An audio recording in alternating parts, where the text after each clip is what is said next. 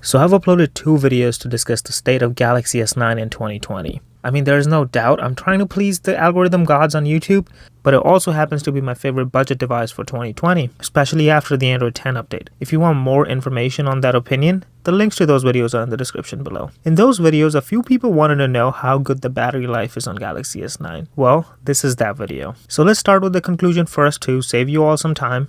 It is not a good phone for battery life. If anything, battery life has gotten worse over time. If you want a battery champ, you should probably look at Galaxy S9 Plus. Before I start with my review, let's get a few things out of the way. I bought this phone in 2019, so it has definitely seen better days in terms of battery usage. After a year of heavy use and a lot of wireless charging, my phone's battery sits at 84% of its original performance. So if you plan to buy this phone and keep it for a long time, you might want to adjust your expectations accordingly. On the spec sheet, it has a 3000 mAh battery that powers a 5.8-inch 1440p AMOLED display. You can reduce the display resolution to 1080p in hopes to have some juice left by the end of the day. At least in Android 10, there are a lot of software tricks that Samsung has implemented in order to save battery life. But all that really cannot compensate for the smaller size battery that this phone has. In my experience, this phone does not offer a full day's worth of phone usage on one charge. First, let's talk about battery life when the phone is idle.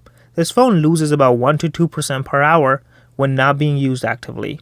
I'm not sure if I should blame Samsung for this poor optimization, or is it just Android being Android? But in other words, this means that you need to charge your phone overnight if you want to wake up with 100% battery.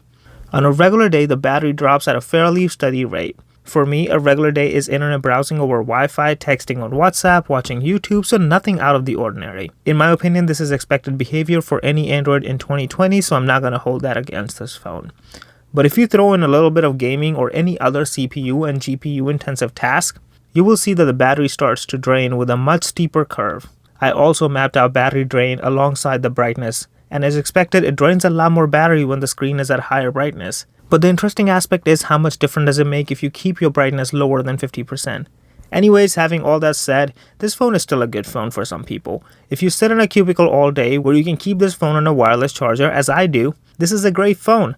I mean, this is how a regular charge schedule looks for me. The blue parts on the chart represent the times that the phone was on the charger. As you can see, it was on the charger longer than it was not. But if you're out and about every day and you travel in public transport, you might want to pick up a battery case if you plan to buy this phone. I think it is important to mention that this phone also has an antiquated version of fast charging. It is no dash charge or warp charge, but you can max out the 3000 mAh battery in less than 1 hour and 40 minutes. As for the speed of wireless charging, it takes over 3 hours and 45 minutes to charge this phone with a supposedly fast wireless charger. Compare that to 1 hour and 40 minutes over wired charging. It almost makes no sense to use a wireless charger, but it is like 10% more convenient than plugging in the cable, so I guess it makes sense. Anyways, that's all I have for you today. Thank you for watching. If you like this video, you might want to check out these other 2 videos that I have listed over here. Anyways, thanks again for watching. This is Geet.